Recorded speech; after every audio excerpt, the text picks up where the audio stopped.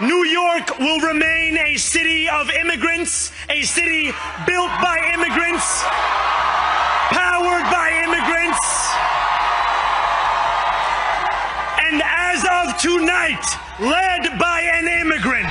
No more will New York be a city where you can traffic in Islamophobia. After all, if anyone can show a nation betrayed by Donald Trump how to defeat him, it is the city that gave rise to him.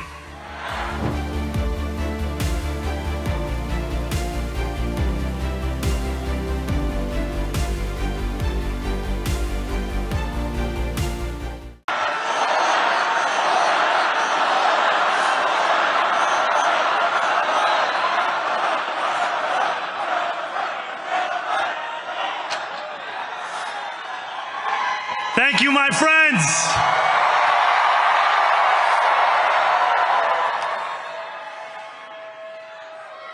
The sun may have set over our city this evening, but as Eugene Debs once said, I can see the dawn of a better day for humanity. For as long as we can remember, the working people of New York have been told by the wealthy and the well-connected that power does not belong in their hands. Fingers bruised from lifting boxes on the warehouse floor, palms calloused from delivery bike handlebars, knuckles scarred with kitchen burns. These are not hands that have been allowed to hold power. And yet, over the last 12 months, you have dared to reach for something greater. Tonight, against all odds, we have grasped it. The future is in our hands. My friends, we have toppled a political dynasty.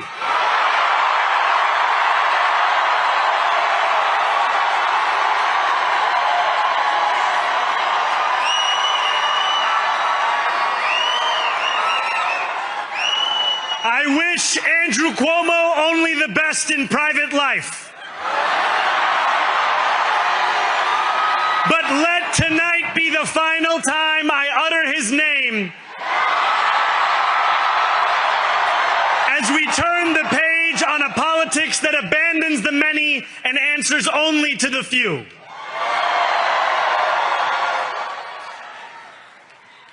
New York, tonight you have delivered a mandate for change, a mandate for a new kind of politics, a mandate for a city we can afford, and a mandate for a government that delivers exactly that. On January 1st, I will be sworn in as the mayor of New York City.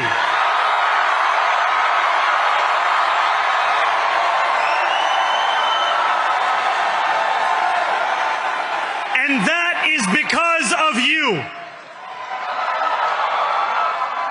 So before I say anything else, I must say this. Thank you. Thank you to the next generation of New Yorkers who refused to accept that the promise of a better future was a relic of the past. You showed that when politics speaks to you without condescension, we can usher in a new era of leadership. We will fight for you because we are you. Or as we say on Steinway, ana minkum wa ilaykum.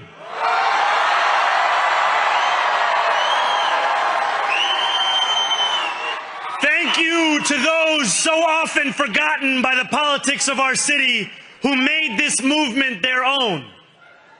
I speak of Yemeni bodega owners and Mexican abuelas, Senegalese taxi drivers and Uzbek nurses, Trinidadian line cooks and Ethiopian aunties, Yes, aunties. To every New Yorker in Kensington and Midwood and Hunts Point, know this. This city is your city, and this democracy is yours too. This campaign is about people like Wesley, an 1199 organizer I met outside of Elmhurst Hospital on Thursday night.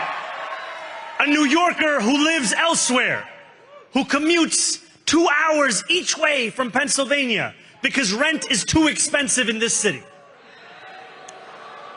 It's about people like the woman I met on the BX33 years ago, who said to me, I used to love New York, but now it's just where I live. And it's about people like Richard, the taxi driver I went on a 15-day hunger strike with outside of City Hall, who still has to drive his cab 7 days a week. My brother, we are in City Hall now.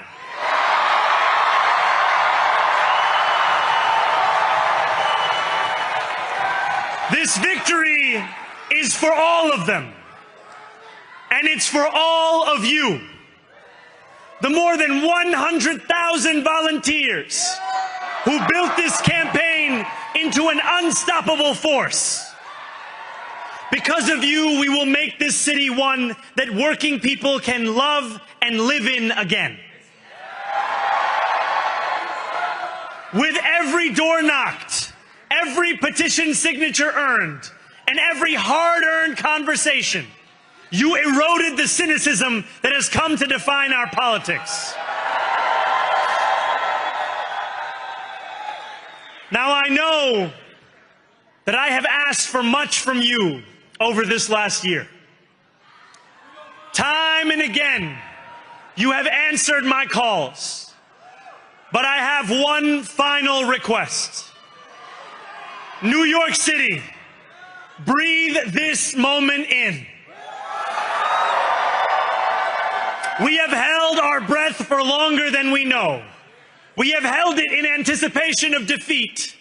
Held it because the air has been knocked out of our lungs too many times to count. Held it because we cannot afford to exhale. Thanks to all of those who sacrificed so much, we are breathing in the air of a city that has been reborn.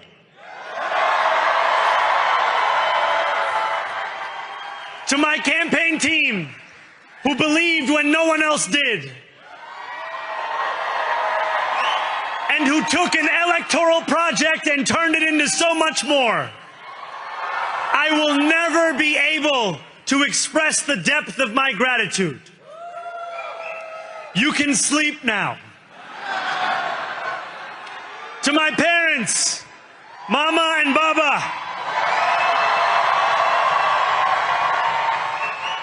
you have made me into the man I am today. I am so proud to be your son.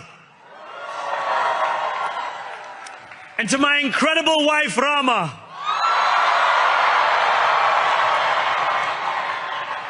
Hayati, there is no one I would rather have by my side in this moment and in every moment.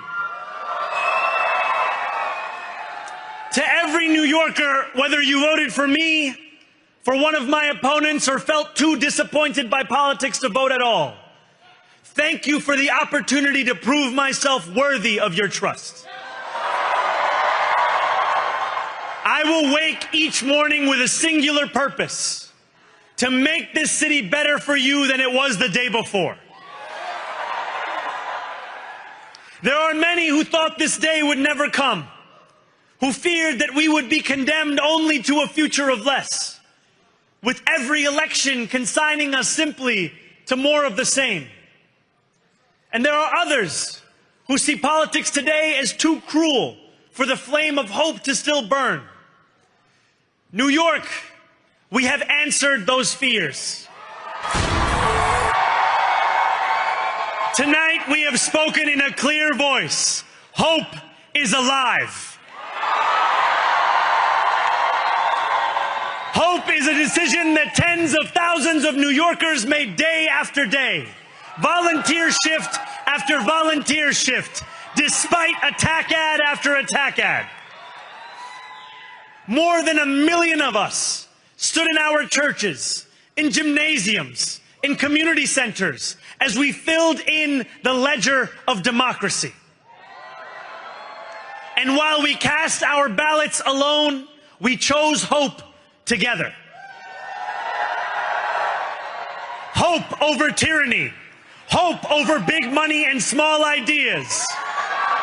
Hope over despair. We won because New Yorkers allowed themselves to hope that the impossible could be made possible. And we won because we insisted that no longer would politics be something that is done to us. Now it is something that we do.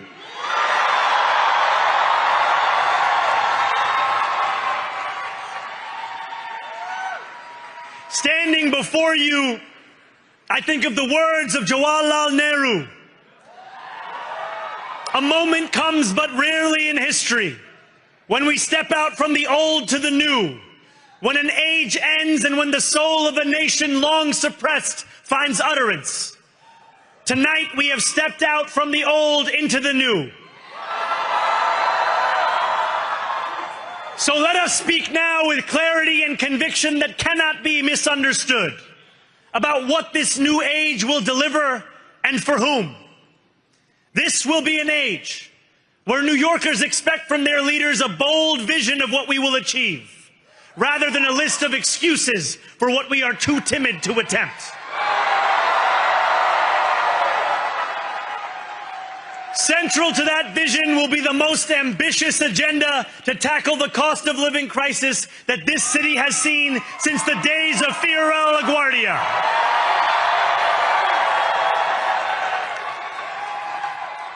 An agenda that will freeze the rents for more than 2 million rent-stabilized tenants. Make buses fast and free. And deliver universal childcare across our city. Years from now, may our only regret be that this day took so long to come. This new age will be one of relentless improvement. We will hire thousands more teachers. We will cut waste from a bloated bureaucracy. We will work tirelessly to make lights shine again in the hallways of NYCHA developments where they have long flickered. Safety and justice will go hand in hand as we work with police officers to reduce crime and create a department of community safety that tackles the mental health crisis and homelessness crises head on. Excellence will become the expectation across government, not the exception. In this new age we make for ourselves, we will refuse to allow those who traffic in division and hate to pit us against one another. In this moment of political darkness, New York will be the light. Here, we believe in standing up for those we love. Whether you are an immigrant, a member of the trans community, one of the many black women that Donald Trump has fired from a federal job, a single mom still waiting for the cost of groceries to go down, or anyone else with their back against the wall, your struggle is ours too. And we will build a city hall that stands steadfast alongside Jewish New Yorkers and does not waver in the fight against the scourge of anti-Semitism. Where the more than 1 million Muslims know that they belong. Not just in the 5 boroughs of this city, but in the halls of power. Nor will New York be a city where you can traffic in Islamophobia and win an election.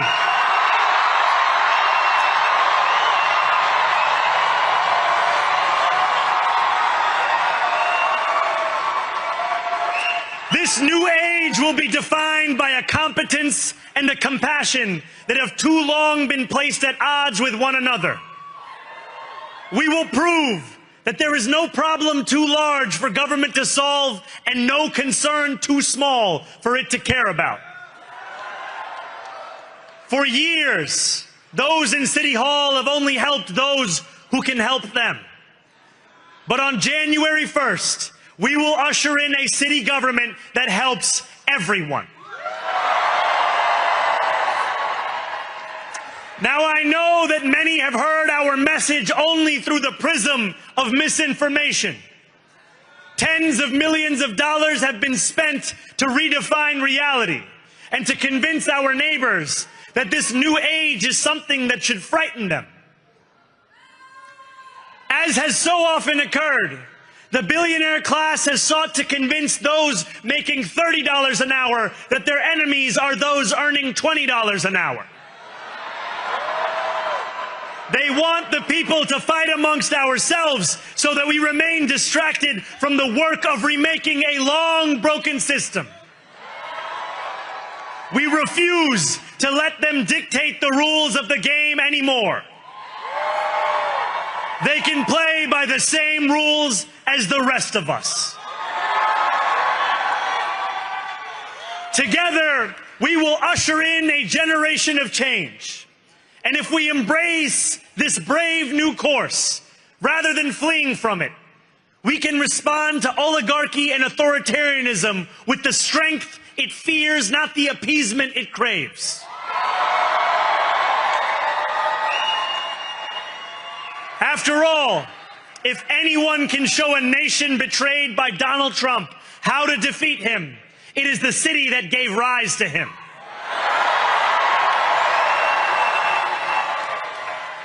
And if there is any way to terrify a despot, it is by dismantling the very conditions that allowed him to accumulate power. This is not only how we stop Trump, it's how we stop the next one. So Donald Trump, since I know you're watching, I have 4 words for you. Turn the volume up.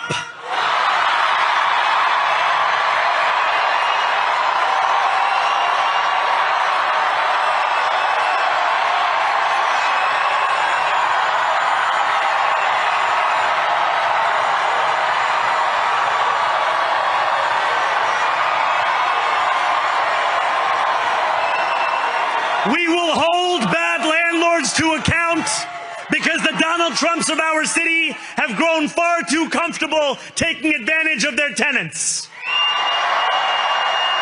We will put an end to the culture of corruption that has allowed billionaires like Trump to evade taxation and exploit tax breaks. We will stand alongside unions and expand labor protections because we know, just as Donald Trump does, that when working people have ironclad rights, the bosses who seek to extort them become very small indeed. New York will remain a city of immigrants, a city built by immigrants, powered by immigrants, and as of tonight, led by an immigrant.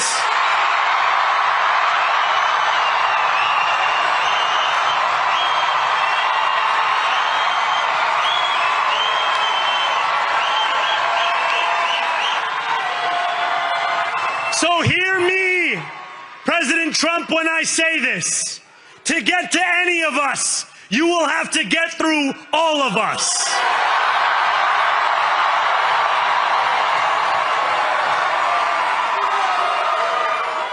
When we enter City Hall in 58 days, expectations will be high. We will meet them. A great New Yorker once said that while you campaign in poetry, you govern in prose.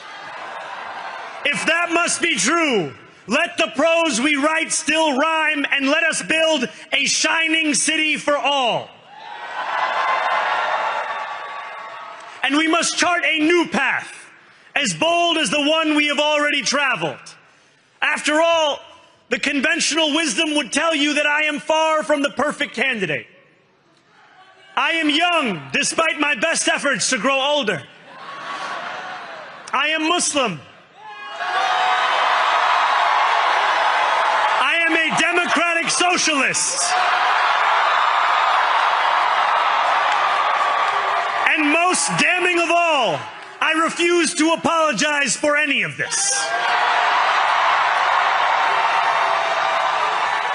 And yet, if tonight teaches us anything, it is that convention has held us back. We have bowed at the altar of caution, and we have paid a mighty price. Too many working people cannot recognize themselves in our party. And too many among us have turned to the right for answers to why they've been left behind. We will leave mediocrity in our past. No longer will we have to open a history book for proof that Democrats can dare to be great. Our greatness will be anything but abstract. It will be felt by every rent-stabilized tenant who wakes up on the first of every month, knowing the amount they're going to pay hasn't soared since the month before. It will be felt by each grandparent who can afford to stay in the home they have worked for, and whose grandchildren live nearby because the cost of childcare didn't send them to Long Island. It will be felt by the single mother who is safe on her commute and whose bus runs fast enough that she doesn't have to rush school drop-off to make it to work on time. And it will be felt when New Yorkers open their newspapers in the morning and read headlines of success, not scandal. Most of all, it will be felt by each New Yorker when the city they love finally loves them back. Together, New York, we're going to freeze the... Together, New York, we're going to make buses fast and... Together, New York, we're going to deliver universal... Let the words we've spoken together, the dreams we've dreamt together, become the agenda we deliver together.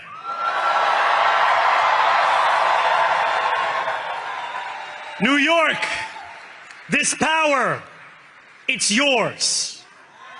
This city belongs to you. Thank you.